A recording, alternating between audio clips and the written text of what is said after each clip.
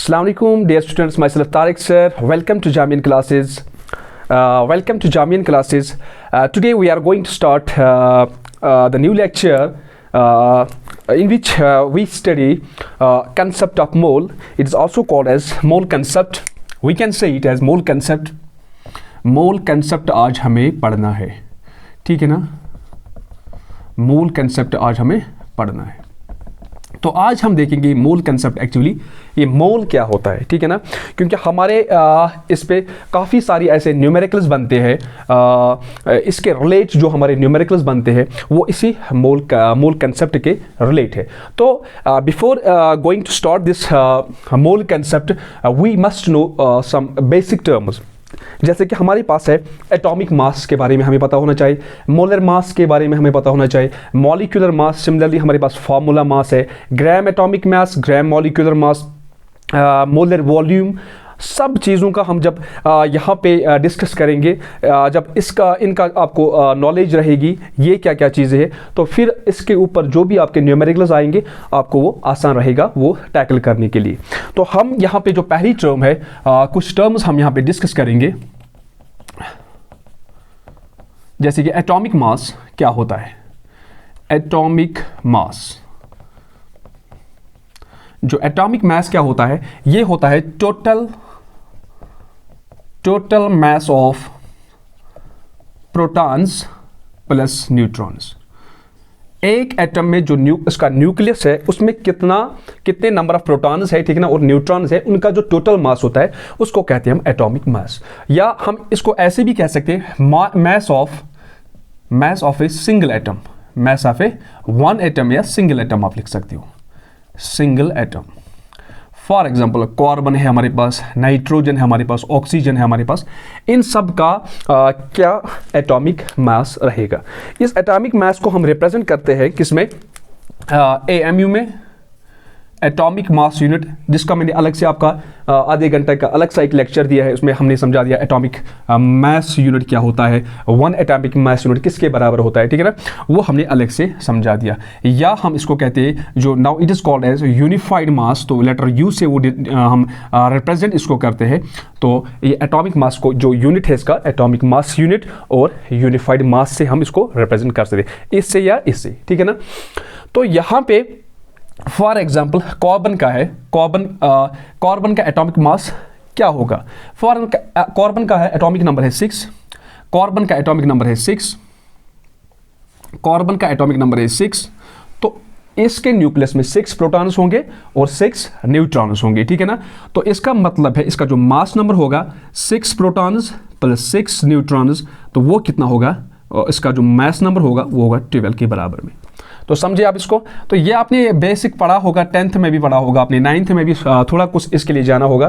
तो जैसे कि ऑक्सीजन का एटॉमिक नंबर 8 है, एटॉमिक नंबर 8 है, और इसका जो एटॉमिक मास होगा वो कितना होगा, 8 + 8 16, 8 प्रोटॉन प्लस 8 न्यूट्रॉन। तो इसका 8 प्रोटॉन प्लस 8 न्यूट्रॉन, तो इसका जो मास नंबर होगा 16। लेकिन 16 क्या होगा, 16 AMU होगा, या इसको हम कहेंगे 16U होगा। ऐसे यहाँ पे 12 AMU होगा, और यहाँ पे या 12U हम लिख सकते हैं इसको, ठीक है ना। यहाँ तक कोई कन्फ्यूजन नहीं है।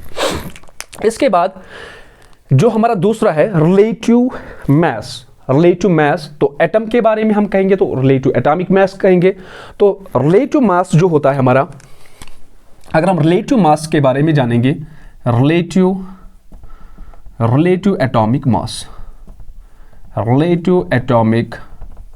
मास को अगर हम जानेंगे तो आपको पता है मैंने कुछ नहीं किया, एटॉमिक मास ऑलरेडी था, मैंने इसके मतलब साथ में जो एडजेसेंट में रिलेटिव का वर्ड जो है वो ऐड किया है। तो रिलेटिव एटॉमिक मास, तो आपको यहाँ से कुछ मतलब एक कॉमन सेंस है, थोड़ा मतलब टाइटल से आपको पता चला होगा कि ये किसके बारे में बात कर रहा है।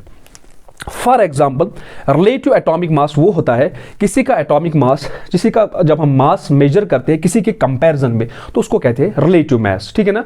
तो अगर एटमों को करेंगे किसी एटम के साथ कंपेयर, तो उसको कहेंगे relative atomic mass. For example आप ने देखा होगा, जैसे कि आप शॉप पे जाते हो, ठीक है ना, वहाँ पे आप जब किसी चीज़ को किसी मतलब कोई चीज़ लेते हो, उस चीज़ का आपको मास मेजर करना है, ठीक है ना, तो वहाँ पे वो क्या करता है, जो 1 kg उसका स्टैंडर्ड यूनिट होता है उसके कंपैरिजन में उसको मेजर करता है। फॉर एग्जांपल आपने कुछ लिया, आपने फॉर एग्जांपल आपने टमाटो ही ले लिए, ठीक है ना, 1 किलो टमाटो ले लिया, तो वो क्या करता है, वो तराजू पे क्या करता है, एक साइड में क्या करता है काम, 1 kg वो उसका जो स्टैंडर्ड यूनिट है, यहाँ से आपका टमाटो 1 kg के बराबर मतलब मेजर करता है। तो यहाँ से जो आपका टमाटो का जो मैस है वो रिलेटिव मैस है, वो किसके रेफरेंस में, वो उस स्टैंडर्ड यूनिट जो उसने 1 kg लिया है उसी के रेफरेंस में।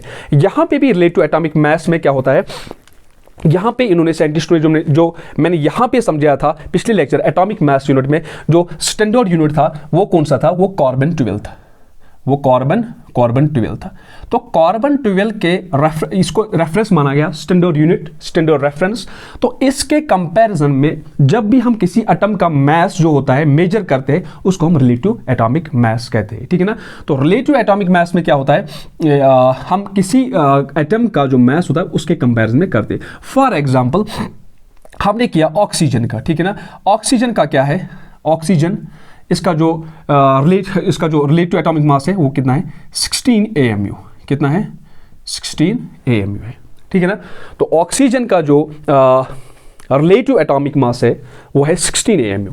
तो यहाँ पे अगर नाइट्रोजन का देखेंगे वो है 14 AMU। इसका मतलब है ये तो स्टैंडर्ड है, ये तो स्टैंडर्ड यूनिट हमने मान लिया, ठीक है ना, हमने क्या मान लिया, ये तो साइंटिस्टों ने मान लिया, ठीक है ना, स्टैंडर्ड यूनिट।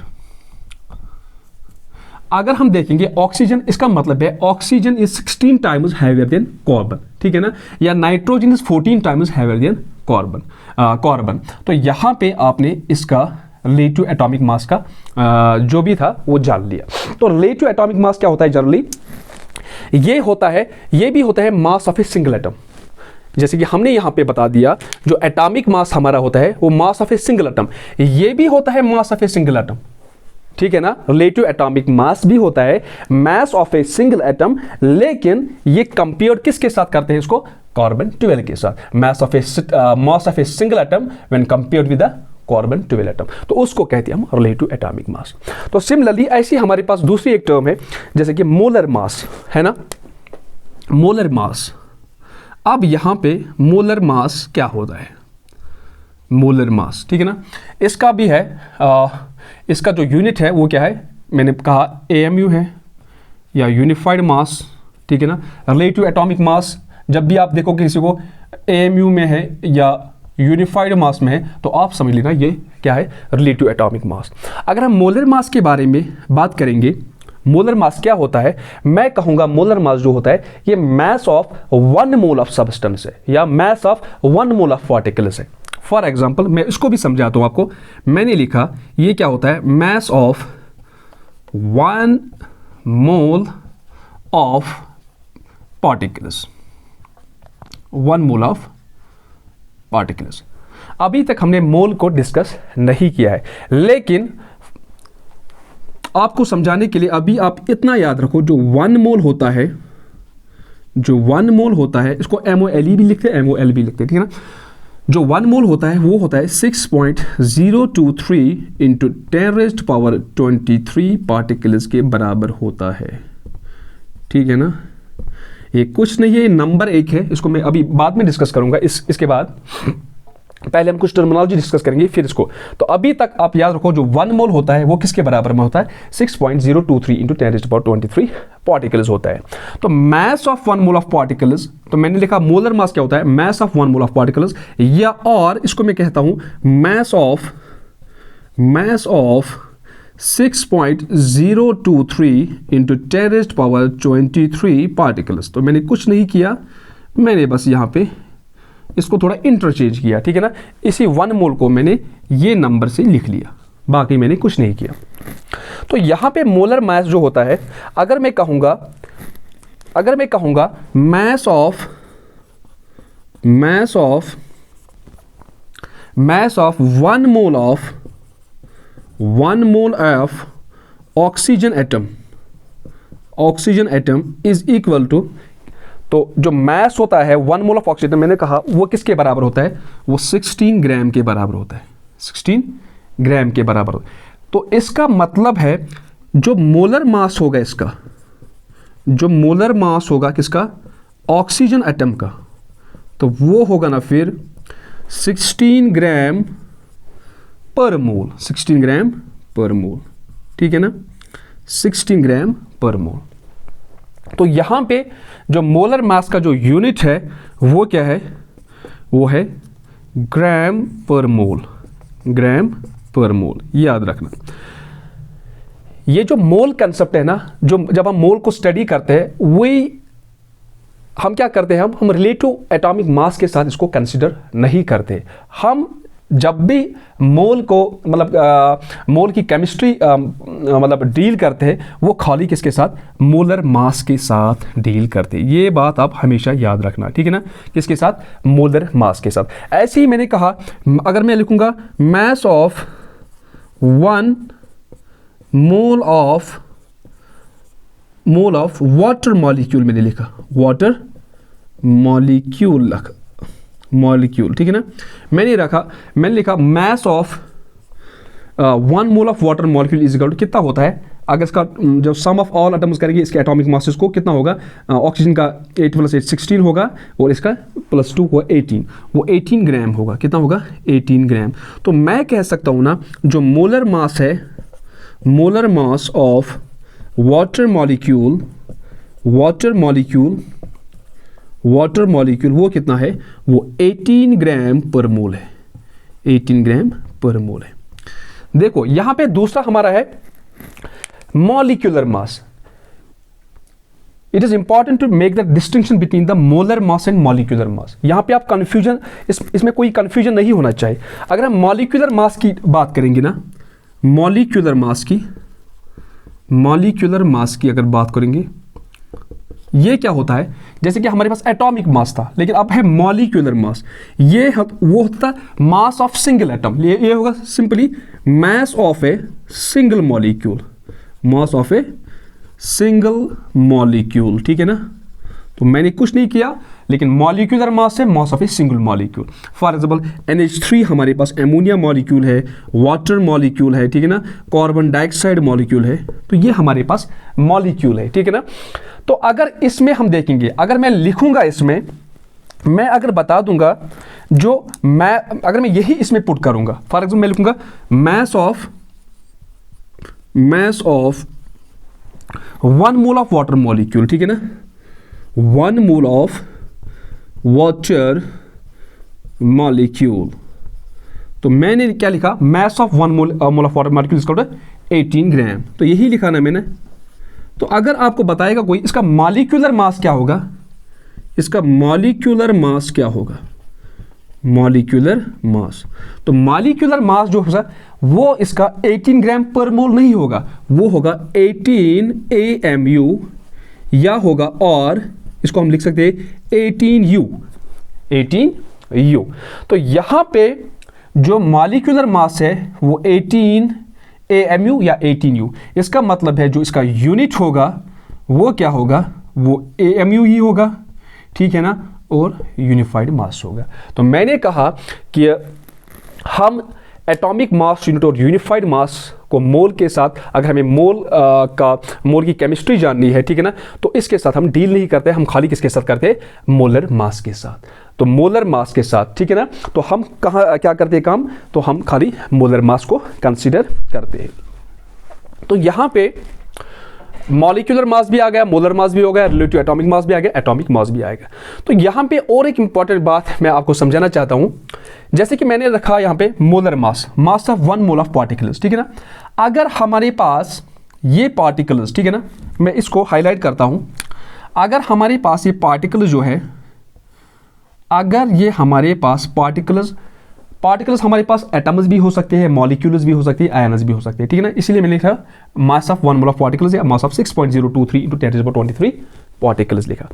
अगर हमारे पास, इसको मैं थोड़ा मिटाऊं, इसको मैं थोड़ा रब करता हूं, ठीक है ना,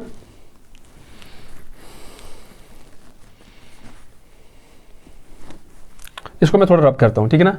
आई होप कि आपने इसको थोड़ा नोट किया होगा या स्क्रीनशॉट ले लो, ठीक है ना। तो मैं इसको रब करता हूं, ओके, क्योंकि मुझे ये समझाना आपको, ठीक है ना। हाँ, यहाँ पे और एक टर्म मैं समझाता हूँ यहाँ पे, तो बिफोर मैं इसको रब करूँ, मॉलिक्यूलर मास तो हमने ले लिया इसका। अगर हमें होगा फार्मूला मास, क्या होगा? Formula mass. Formula mass is nothing, formula mass है ना, फार्मूला मास जो होता है, फार्मूला मास जो होता है वो कुछ नहीं होता, वो सेम होता है मॉलिक्यूलर मास, लेकिन in case of ionic compounds, in case of ionic compounds, मैं यहाँ पे लिखता हूँ in case of ionic compounds, in case of ionic compounds like Na positive Cl negative sodium chloride है, in case of ionic compounds like NaCl, तो वहां पे हम इसको मॉलिक्यूलर मास नहीं कहते, वहां पे हम इसको फार्मूला मास कहते हैं, ठीक है ना। अगर हमें इसका फार्मूला मास बताना होगा तो NaCl, Na का कितना होता है एटॉमिक मास यूनिट टोटल, अगर हम सम ऑफ जो टोटल एटम्स में है उनका एटॉमिक मास को सम करेंगे वो कितना आ जाएगा, तो इसका होता है 23 U प्लस क्लोरीन का होता है 35.5 U, ठीक है ना। तो वो कितना हो जाता है हमारे पास 58.5 U। तो इसका जो फार्मूला मास होगा किसका, NaCl का, वो 58.5 U होगा या 58.5 AMU होगा, एटॉमिक मास यूनिट होगा, ठीक है ना। तो मॉलिक्यूलर मास और फार्मूला मास में यही डिफरेंस है। जो फार्मूला मास है उनको हम किस में यूज करते हैं, in case of ionic compounds. तो यहाँ पे ये बात याद रखना। तो इसको मैं मिटाता हूं क्योंकि मुझे इस चीज को आपको समझाना है। आई होप कि आपने इसको नोट किया होगा। यहां पे अब हम जो बात कर रहे हैं वो हम इसके बारे में बात करेंगे। पार्टिकल्स, यहां पे मैंने कहा अगर मैं कहूंगा ये पार्टिकल्स हमारे पास एटम्स हो सकते हैं, ठीक है ना, एटम्स हो सकते हैं या मॉलिक्यूल्स हो सकते हैं, या मॉलिक्यूल्स, या तो एटम्स हो सकते हैं या तो मॉलिक्यूल्स हो सकते हैं। अगर मैं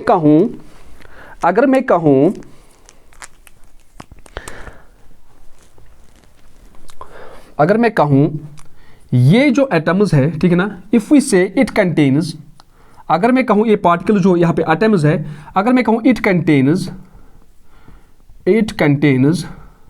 6.023 into 10 raised to power 23 atoms, ठीक है ना, एटम्स। अगर मैं ये कहूं if I say it contains 6.023 into 10 raised to power 23, particles नहीं बोला, अब मैंने बोला अगर यहां पे मैं बोलूं इसमें 6.023 into 10 raised to power 23 atoms होंगे, तो इन दैट केस जो हम मास लेते हैं, ठीक है ना, वो हम क्या लेते हैं, मोलर मास नहीं लेते हैं, ठीक है ना। तो वो हम क्या लेते हैं, वो हम लेते हैं इन टर्म्स, जो हम मास लेते हैं वो हम लेते हैं ग्राम, ठीक है ना, एटॉमिक मास, ठीक है ना, ग्राम एटॉमिक मास, जिसको हम डिनोट करते हैं, किसे रिप्रेजेंट करते हैं, GAM से।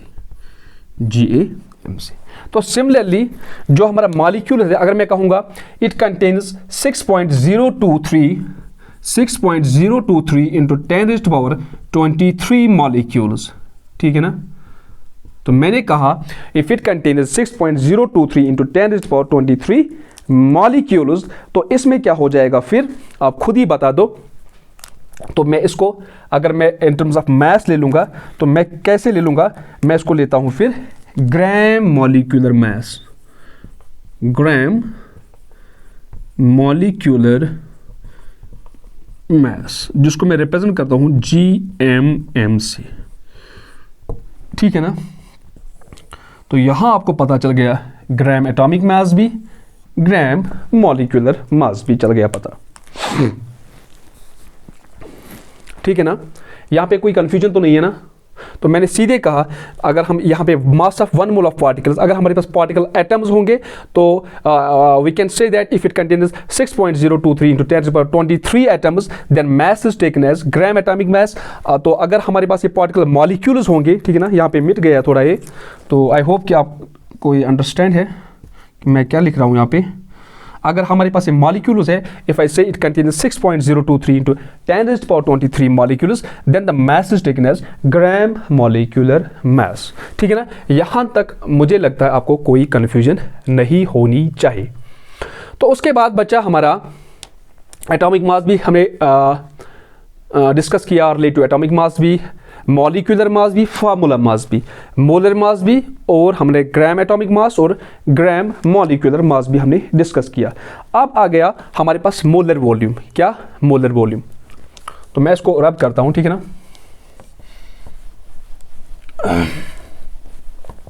तो molar volume, relationship between mole and molar volume, ठीक है ना,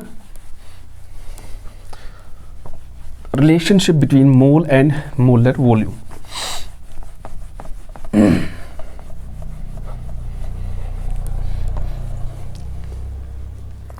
तो मोलर वॉल्यूम के केस में, तो मोलर वॉल्यूम अगर देखेंगे हम, क्योंकि हमें बाद में relationship between mole and molar volume निकालना होता है, ठीक है ना। तो अगर मोलर वॉल्यूम हमें जानना है तो मोलर वॉल्यूम हम एक्चुअली किस में लेते हैं? ये हम लिखते हैं in case of gases, in case of gases, ठीक है ना, इन केस ऑफ गैसेस। इसमें क्या होता है, जो 1 मोल होता है वो होता है किसके बराबर में? 6.023 into 10⁻23 गैशियस पार्टिकल्स। तो इसके बराबर में होता है, और ये होता है बराबर 22.4 लीटर के बराबर। इसका मतलब है 1 मोल है। तो यहां पे जो मैंने यहां पे जो लिखा, इसका मतलब है मोलर, जो हमने मोलर वॉल्यूम वो is used in case of gases. तो 1 मोल इसके किसके बराबर होता है? 6.023 into 10⁻23 गैशियस पार्टिकल्स, और किसके बराबर होता है? 22.4 लीटर। तो इसका मतलब है यहाँ पे जो ये पार्टिकल्स है, दीज पार्टिकल्स कंटेन 6. जो पार्टिकल्स है, ये जो गैशियस पार्टिकल्स है, तो इसका मतलब है ये जो यहाँ पे गैशियस पार्टिकल्स है, इसमें क्या है, ये क्या कंटेन करते? These gaseous particles contain volume of 22.4 litre. तो उसी को हम, दैट इज कॉल्ड, तो उसी को हम कहते हैं मोलर वॉल्यूम। तो इसी को हम कहते हैं मोलर वॉल्यूम, ठीक है ना। तो आप यू नो दैट कि आपको पता है कि जो टेम्परेचर और प्रेशर है, ठीक है ना, उसमें क्या जो वॉल्यूम ऑफ गैस है वो चेंज कर सकता है ना। तो अगर हम टेम्परेचर को बढ़ाएंगे घटाएंगे, ऐसी प्रेशर को बढ़ाएंगे घटाएंगे, तो उसमें क्या होता है, जो वॉल्यूम ऑफ गैस है वो चेंज होता है। लेकिन एसटीपी कंडीशन में क्या होता है? एसटीपी कंडीशन जो होती है, standard temperature and pressure.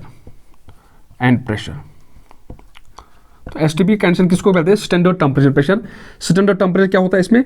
273 kelvin, तो प्रेशर होता है 1 एटमॉस्फेयर। जो हमारे पास जितने भी सारे गैस है, हाइड्रोजन गैस है, सल्फर गैस है, ऑक्सीजन गैस है, नाइट्रोजन गैस है, उनमें क्या होता है, at STP condition all gases में, सब गैसेस की बात कर रहा हूं, ऑल गैसेस जो होता है at STP condition, all gases जो होते हैं हमारे पास, वॉल्यूम ऑफ 1 मोल जो उनका होता है, ठीक है ना, वॉल्यूम ऑफ 1 मोल जो होता है वो होता है 22.4 लीटर के बराबर, 22.4 लीटर के बराबर। तो यहाँ पे आपने मोलर वॉल्यूम भी समझा, इसको हम गैस में यूज़ करते हैं, इसमें 1 मोल इसके बराबर होता है, वो इसके बराबर में होता है। तो इसका मतलब है these particles contain the molar volume of, these particles contain the volume of 22.4 litre, that is called molar volume. तो एसटीपी कंडीशन में क्या होता है? एसटीपी कंडीशन कौन सी होती है? स्टैंडर्ड टेम्परेचर और प्रेशर जो कंडीशन होती है, स्टैंडर्ड टेम्परेचर कितना होता है? 273 केल्विन, और प्रेशर होता है 1 एटमॉस्फेयर। लेकिन एट एसटीपी कंडीशन जो सभी गैसेस होते हैं, उनका जो अगर हम वॉल्यूम ऑफ 1 मोल ले लेंगे, वो किसके बराबर में होता है? 22.4 लीटर के बराबर में होता है। तो यहां पे ये चीजें हमने डिस्कस की सारी, ठीक है ना। तो अब हम ये जो डिस्कस करना है इनके फॉर्मूलाज, ठीक है ना, इनके फार्मूलाज तो फिर हम मोल का थोड़ा आपको फिर से बता दें। मैंने कहा जो सिंपली जो मोल होता है वो कि नंबर होता है, ठीक है ना, तो कितने नंबर ऑफ पार्टिकल्स होते हैं वो मोल होता है। लेकिन फिर भी हम इसको थोड़ा आपको समझा देंगे अच्छी तरीके से।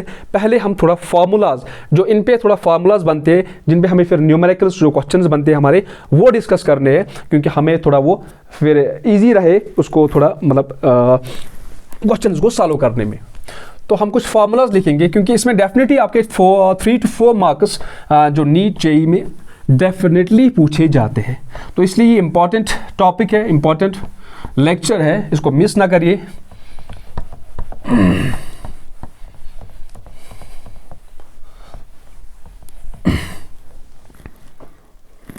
तो जो हमारी फॉर एग्जांपल फार्मूलाज, मैं लिखूंगा फार्मूलाज इन केस ऑफ तो पहली फार्मूला जो हमारी लोगी किसके बारे में, एटॉमिक सब्सटेंस के बारे में, ठीक है ना, एटॉमिक सब्सटेंस के बारे में, ठीक है ना। तो इसकी फार्मूला फॉर एग्जांपल आपको नंबर ऑफ मोल्स कैलकुलेट करने हैं, फॉर एग्जाम्पल आपको नंबर ऑफ मोल्स कैलकुलेट करने हैं किसके, 32 ग्राम ऑफ ऑक्सीजन की। तो आप कैसे वो कैलकुलेट करोगे 32 ग्राम ऑफ ऑक्सीजन एटम की। तो जब ऑक्सीजन एटम का आ जाएगा या एटम का आ जाएगा, ग्राम आपको नंबर ऑफ मोल्स आपको कैलकुलेट करने हैं, तो फार्मूलाज ऐसे ऐसे आ जाएंगे, मैं बता दूंगा। लेकिन हम यहाँ पे खाली आज के लेक्चर में इसमें खाली हम फार्मूलाज को डिस्कस करेंगे। तो जो हमारा नेक्स्ट लेक्चर हो जाएगा उसमें हम जितने भी सारे क्वेश्चन इसमें बन रहे वो हम 1 by 1 सॉल्व करेंगे। क्योंकि अगर मैं इसी में वो भी क्वेश्चन सॉल्व करूँगा, ठीक है ना, तो यहाँ पे एक लंबा सा लेक्चर बन जाता है, तो स्टूडेंट्स को फिर ये मतलब थोड़ा फेडअप हो जाते हैं। अगर लंबा लेक्चर बन गया तो आधे घंटे का सब्जेक्ट होना चाहिए। तो इसलिए मैं चाहता हूँ कि स्टूडेंट भी फेडअप ना हो जाए, क्योंकि थोड़ा छोटा छोटा लेक्चर हो जाए और आसान भाषा में। क्योंकि अगर आप इन चीज़ों का जो मैंने यहाँ पे समझाए कि बुक्स पे देखोगे, ठीक है ना, हम तो 2-3 बुक्स कंसल्ट करते हैं, उसके बाद आपके पास जो कंक्लूजन है वही लाते हैं। बुक्स पे बहुत सारा दिया होता है, आपको वो समझ नहीं आता है। तो इसलिए कि छोटा छोटा जो भी मॉरल होगा, कंक्लूजन होगा, हम आपके सामने वो पेश करते हैं। हमारा काम ही वही है कि आपको आसान भाषा में आपको समझाना। तो एटॉमिक सब्सटेंस अगर हम देखेंगे, इसकी जो फार्मूला है N = m divided by gram atomic mass. तो यहाँ पे ये फार्मूला है। तो n कुछ नहीं है, यहाँ पे जो n है ये है रिप्रेजेंट करता है नंबर ऑफ मोल्स, और ये आपका गिवन मास होगा, ठीक है ना, ये आपका गिवन मास होगा और ये आपका ग्राम एटॉमिक मास होगा, ग्राम एटॉमिक मास। ये इतना इजी है, इतना सिंपल है क्वेश्चन इसमें निकालना। फॉर एग्जांपल मैं आपको दे दूंगा, calculate the number of moles in 32 gram of oxygen atom, मैंने तो जो एग्जांपल बता दिया आपको, ठीक है ना। तो आपको क्या करना है, तो गिवन मास है 32 ग्राम ऑफ ऑक्सीजन एटम, मैं एटम की बात करूं तो एटम के केस में तो 32 आप ऊपर लागोगे ग्राम एटॉमिक मास। तो ग्राम एटॉमिक मास क्या होगा उसका, मतलब जो टोटल मास होगा इसको ऑक्सीजन एटम का, जो एटॉमिक मास होगा ग्राम में वो कितना होगा, तो ऑक्सीजन का कितना है 16 है, तो 32/16 आपका आंसर आ जाएगा। तो कुछ नहीं करना है, मैं कल इसके सारे क्वेश्चंस करा दूंगा आपके, ठीक है ना। तो please bear with me and have patience. तो इतना जल्दी जाने की भी ज़रूरत नहीं है, ठीक है ना। हम जंप करेंगे दूसरे लेक्चर पे, तो इसलिए 1 by 1 स्टेप बाय स्टेप हम एक लैडर को चढ़ेंगे, ठीक है ना। तो तभी हम किसी गोल को अचीव कर सकते हैं। तो ये नहीं कि एक ही दिन में सब कुछ हो जाए। तो दूसरा है हमारा एटॉमिक सब्सटेंस, मॉलिक्यूलर सब्सटेंस के लिए क्या बन रही है फॉर्मूला, मॉलिक्यूलर सब्सटेंसेस के लिए, मॉलिक्यूलर सब्सटेंसेस के लिए बन रही है, सेम बन रही है, लेकिन यहाँ पे ग्राम एटॉमिक मास है, वहाँ पे ग्राम मॉलिक्यूलर मास होगा। तो मैं लिखूंगा number of moles is equal to given mass divided by gram molecular mass. तो n is equal to m divide by GMM, gram molecular mass.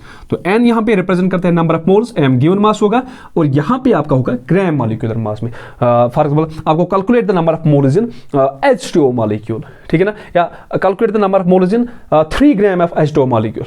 तो वहाँ से आपका ये इजी से वहाँ से 3 गिवन मास, यहाँ पे ग्राम मॉलिक्यूलर मास निकालोगे, ठीक है ना, H2O मॉलिक्यूल का वो कंसिडर करोगे, उसका पास आपके पास आंसर आ जाएगा। तो ये मैं इसमें फिर से कहता हूँ कि इसके क्वेश्चंस मैं करा दूंगा नेक्स्ट लेक्चर में, ठीक है ना। तो आप यहाँ पे खाली बने रहे मेरे साथ। तो दूसरा जो है जो नेक्स्ट फॉर्मूला हमारे बनेगी, number of particles is given by, हमारे पास क्वेश्चन में दिया होगा number of particles, number of particles is given by, अगर हमारे पास नंबर ऑफ पार्टिकल्स निकालने होंगे तो इसके लिए फॉर्मूला है n इज इक्वल टू, ठीक है ना, n is equal to n divided by n by N A. तो ये नंबर ऑफ मोल्स है, ठीक है ना। ये क्या हुआ है, ये है नंबर ऑफ, ये n रिप्रेजेंट करता है नंबर ऑफ पार्टिकल्स जो हमारा गिवन होगा, ठीक है ना। तो यहाँ पे क्या है, Na क्या होगा, ये एवोगैड्रोस नंबर है, ठीक है ना। एवोगैड्रोस नंबर किसके बराबर होता है, 6.023 इंटू 10⁻23। तो ये जस्ट नंबर है which was given by Avogadro and that is called Avogadro's number. तो ये हमारे पास तीसरी फार्मूला बन गई, ठीक है ना। तो फोर्थ फार्मूला हमारे पास क्या है, फोर्थ फार्मूला है हमारे पास गैशियस सब्सटेंसेस के लिए, ठीक है ना। गैशियस सब्सटेंसेस के लिए जो फॉर्मूला हमारी बन रही है, गैशियस सब्सटेंसेस के लिए जो फॉर्मूला बनेगी हमारी क्या, n is equal to volume by 22 जो मोलर वॉल्यूम हमारा 4 लीटर, ठीक है ना। लेकिन जो यहाँ पे वॉल्यूम होगा वो भी किस में भी होगा, वो एड्स एसटीपी इन लीटर्स, यानी कि standard temperature and pressure in litres. तो यहाँ पे ये फॉर्मूला हमारी, ये नंबर ऑफ मोल्स है, ठीक है ना, नंबर ऑफ मोल्स, ये वॉल्यूम होगा, ठीक है ना। तो ये मोलर वॉल्यूम हो गया। तो यहाँ पे ये फॉर्मूल्स मैंने डिस्कस किया। तो इनके जो भी हमारे पास जो न्यूमेरिकल्स बन रहे हैं वो हम नेक्स्ट लेक्चर में करेंगे। तो यहाँ पे रह गया अब मोल के बारे में। तो मोल आपने जान लिया वो किसके बराबर में होता है, 6.023 इंटू 10⁻23 पार्टिकल्स। लेकिन थोड़ा कुछ मैं यहाँ से आपको उसके बारे में और एक चीज़ बताना चाहता हूँ यहाँ पे, ठीक है ना। इसको मैं थोड़ा रब करता हूँ, ये फिर थोड़ा चिपक ही जाता है, इसको रब करना बहुत ही मुश्किल हो जाता है। तो मैं यहाँ पे लिखूंगा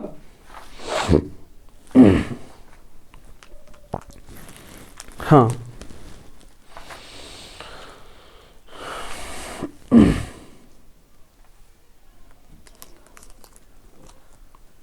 हाँ, तो मैंने क्या कहा था मोल के बारे में, अगर हमें मोल कंसेप्ट को स्टडी करना है हम रिलेटिव मास को कंसिडर नहीं करते, हम खाली मोलर मास को कंसिडर करते हैं।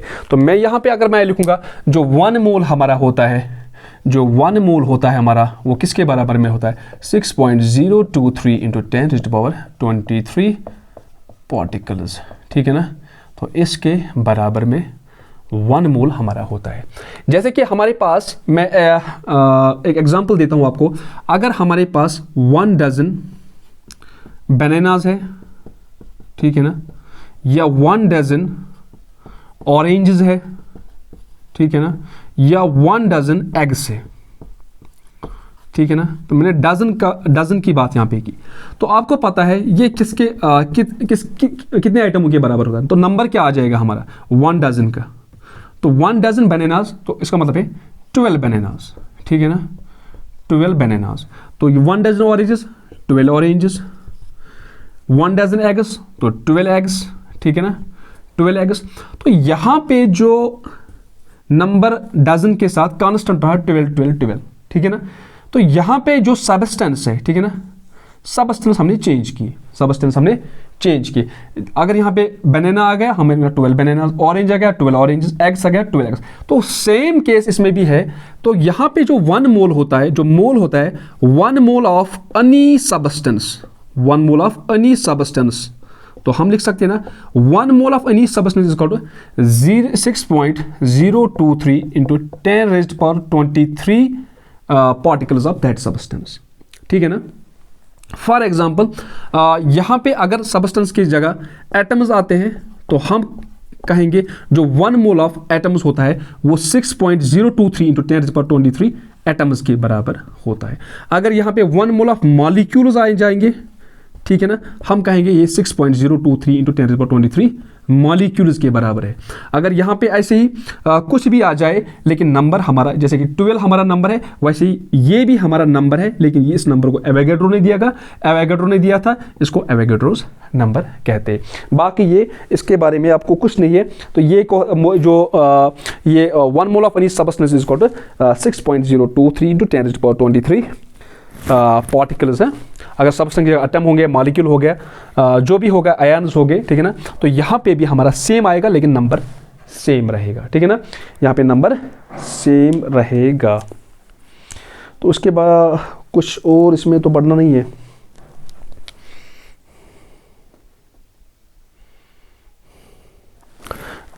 मुझे नहीं लग रहा है कि आपको मतलब इसमें और मतलब डेप्थ की जाने की ज़रूरत है। जो भी आपकी मतलब बेसिक चीज़ें हैं, कंसेप्चुअल चीज़ें, वो मैंने सब कुछ बता दिया आपको यहाँ पे। फिर भी अगर आपको लग रहा है कोई चीज़ रह गई हो तो कमेंट सेक्शन में आप ज़रूर वहाँ पे आप कमेंट सेक्शन में बता सकते हो, तो हम उस चीज़ को थोड़ा रिवाइज़ कर देंगे। क्योंकि जब हम लेक्चर पढ़ाते हैं, हम फ्लो में जाते हैं, हमें पता नहीं होता है कि मतलब कौन चीज़ रह गई है, क्योंकि किसी जगह हम किसी टॉपिक को ही पकड़ते हैं तो उसी के सामने फिर लग जाते हैं। तो आप पे भी ये फ़र्ज़ है कि आप देखिए कि किसी जगह अगर कुछ आपको कन्फ्यूजन रही होगी किसी मतलब लेक्चर के दौरान, तो आप कमेंट सेक्शन में उसको बता देंगे, हम वो नेक्स्ट लेक्चर में उसको फिर से रिपीट करेंगे।